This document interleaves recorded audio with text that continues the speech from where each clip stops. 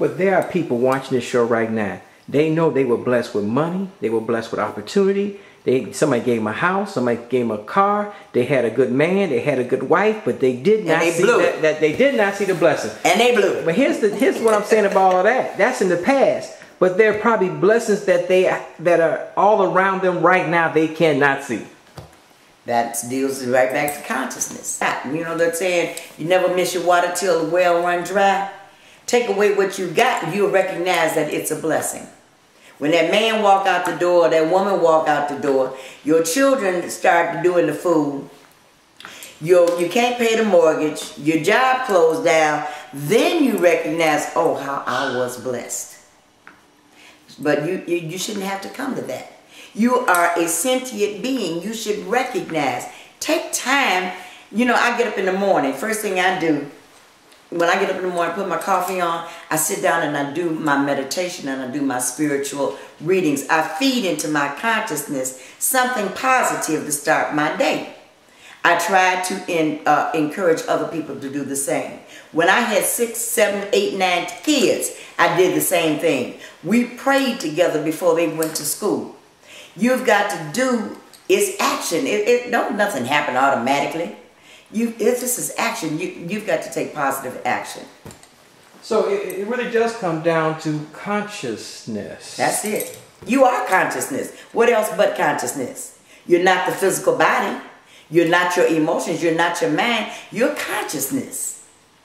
And if you recognize that you are consciousness, you recognize that these are vehicles through which you express. And you can overcome and control everything in your environment. What I'm saying in this context about consciousness, about having awareness that, because we're looking for this and we're looking for that. They say, I want a green car. And somebody said, why don't you I can give you my red. Well, that ain't what I want. Exactly. I want a green car.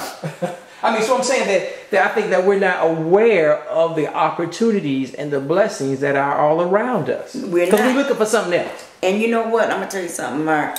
You may not believe it, but there are some people who love being miserable. They would not be happy no matter what. They love being miserable. Absolutely. Green car, blue car, red car, it could be a Mercedes, it could be an Escalade, whatever it is. They still would find something to be miserable about. And if you find one thing to be miserable about, it's going to overflow into every other area of your life, and you will be a miserable individual no matter how much abundance you have. I know millionaires. I don't know any billionaires, but I know millionaires who are miserable.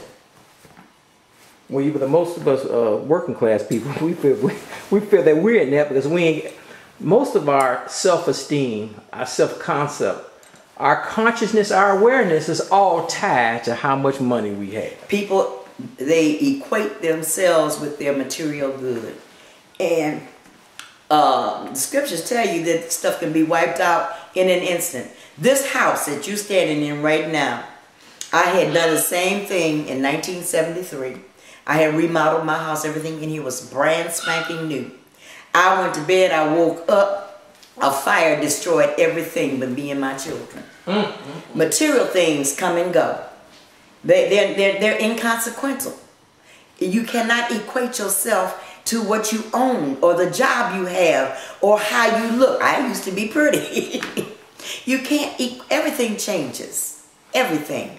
The only thing that does not change is the God in you. It only gets better. I know I say that. Let me go back and say it again because I don't think the folks at home learned that lesson. Who we are and how we feel about ourselves is really tied to how much money we have. The material wealth. They would say, well, Mark or Lady Oshun, they ain't about nothing because they don't live in $1 million house. They don't have $1 million, so they ain't about nothing. There's people feel that way. Yeah. And if people feel that about themselves, they say, well, I only bring home $500 a week. I really ain't about nothing. Yes, they do. And that's why they have to come to me, so I can teach them about their own self-worth, that they are gods, that they are divine, that they are spiritual beings having a human experience, and that they can change their experience at any given time. Let me stress it again. I mean, I think in this economic downturn, in this quote-unquote abundant society that we live in, well, how we feel economic downturn. But what I'm saying that, but how we feel about ourselves is how much money we got and how much stuff we got. We don't have a lot of stuff. We can't buy a lot of stuff. People, they sitting at home right now. They can barely pay the cable bill to watch this show, or they seeing it on the internet at somebody else's house. They say, well, that sounds good, but I need some money. I don't need no consciousness. I need money. Well, without the consciousness, you won't get the money. Without the consciousness, you will not get the money. It is done unto you according to your belief. As a man thinketh in his heart, so is he. If you think you poor, close the door. You are poor. Yeah, come here, baby. If you think that you are ugly, I've seen some people who look like death sitting on a soda cracker in the cemetery at midnight, who thought they was fine, and then so did everybody else. It's what you think. It's how you portray. Nobody has to know what's in your pocket. You can go out of here in your thrift store clothes and act like you prosperous. You know, they say act as if, be as if. If you act like you prosperous and have a positive attitude, you can attract to you the opportunities to make that money. But if you go out of here with your head down and evil and looking all mean because I ain't got no money, you ain't gonna make no money. Yeah, well, people say I can go get a job right now, but they only gonna pay $10 an hour. That's not enough money. That's 10 more than you had. They say, I mean, I don't want to go walk somebody's dog because that's beneath me to walk somebody's dog. Then you will be living in a box up under a viaduct. They say, I could. Somebody else will walk that dog until they have enough customers and open their own business, and then they'll be hiring people to walk dogs. There are people like this young. I cut my grass because I couldn't trust a young man in my neighborhood to cut my grass because they'll cut the grass a couple of times. Then they won't come in. They'll come in and want to steal my TV. People say they feel there's never enough. They don't feel that. They say my self-esteem. I got to say this 10,000 times. My self-esteem is predicated on how much money I have. And I ain't nothing because listen, when I go out, they got more money. They got better clothes. Their heads did better than me. Their cars bigger than me. I might as well stay in the house and feel pitiful because I ain't got what they got. Well, then my suggestion to that person who don't want to do the work, go get you some medication. And I don't mean self-medicate. Go get you some medication till you can get over the hump. And when you get over the hump, maybe you feel better about yourself. Some people have, it's not a thing of consciousness. Sometimes it may be a chemical imbalance. We don't know. You don't know. Some people who are always in a state of depression, you think they're that way because of their low self-esteem, but their low self-esteem may be stemming from a chemical imbalance. We don't know. That's where prayer comes in. They tell me that prayer changes things, and that if you have faith of the grain of mustard seed, that you can move a mountain. And I believe that there's a solution to everything, but you will not find a solution to your problem on the level of your problem. Say that again. Say that again. You will not find there is a solution to everything, but you will not find the solution to your problem on the level of your problem. So when they come to the teaching center, you on 79th Street, right? Yes. What's the cross street? We're between Coles and South Shore. Between Coles, well, you way east. Like I said, I've been over there a couple times. You can't go any farther. You the last building. Yeah, you can't. Before you get to South Shore. That's right. On the left side of the building, going toward the lake. Right. When they come there, they're gonna expect them. Should they expect a miracle? They are the miracle. Because when they come, they say, "I'm getting on the bus. I'm getting my card." She said, "I don't have to dress up. That's right.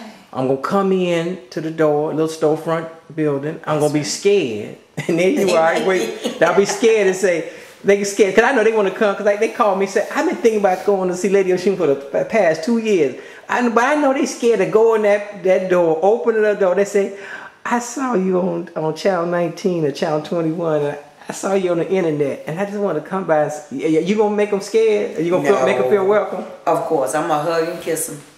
And I'm going to escort them personally to their seat. And everybody's darling sweetie pie and honey. I don't know any strangers. Everybody is one with me. When I look into the face of my fellow man, I'm looking into the face of God. How can I ever discriminate? But should they come with expectations? Absolutely. Absolutely. What should they expect? They should expect a miracle. Because I'm going to reveal to them the miracle within themselves. I'm not going to hand them a magic wand. I'm only going to hand them tools that they already have. So you're saying, Lady Oshun, they'll go back home from your teaching center on Sunday afternoon, and their house or their apartment going to look the same way. Their car, if they have one, going to look the same way. Them old clothes in the closet going to look the same way.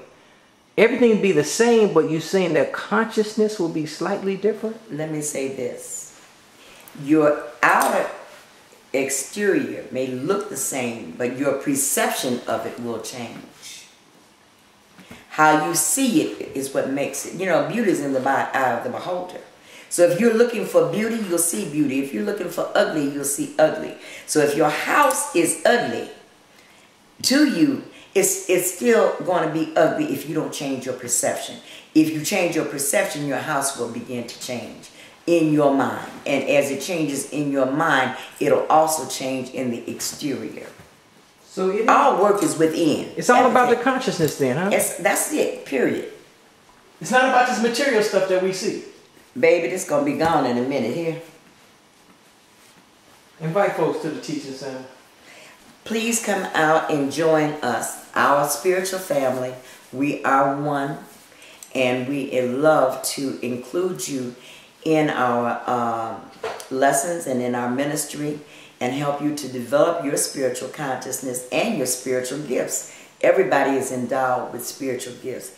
Our address is 3074 East 79th. We're at the corner of the alley between Coles and South Shore. Big sign outside the temple that says Temple of Divine Love with an Ankh on it, which is a symbol of life. And we start our classes at 12:30. We are out by 2:30. And we are a non-denominational interfaith teaching center.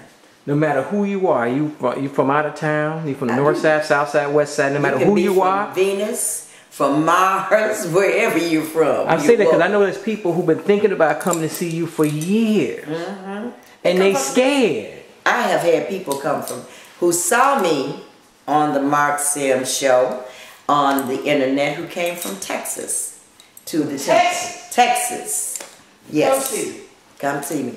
And come to the temple. Yes. And don't be. They should be like, well, how much money I should bring? It ain't about how much money you got. It's not about that, right? It's not. Because people say I would go, but they gonna want a donation. I bumped to the camera. They gonna want some.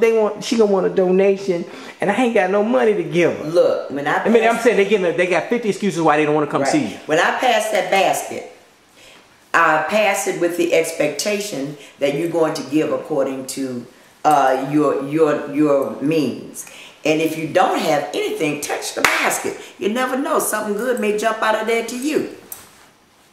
Maybe I need to come. I need some money to jump out of that basket, come into my hands. Okay. You never know.